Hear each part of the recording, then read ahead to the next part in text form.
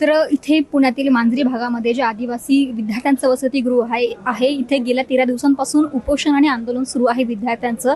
आत्ताची अपडेट अशी की राहुल गांधी हे मांजरीतील विद्यार्थ्यांच्या भेटीसाठी येणार आहेत।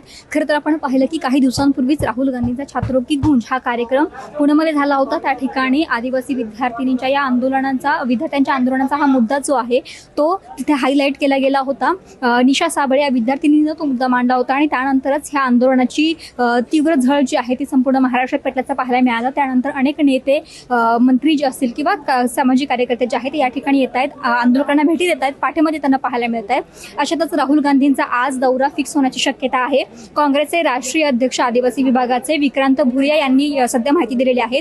याआधी सुद्धा जेव्हा राहुल गांधींपर्यंत हे प्रकरण पोहोचलं होतं छात्रों की गूंज या कार्यक्रमामध्ये, त्यावेळी सुद्धा राहुल गांधींनी देवेंद्र फडणवीसांना या संदर्भात पत्र लिहिलं होतं आणि काही महत्त्वाचे प्रश्न जे आहेत ते विचारले होते।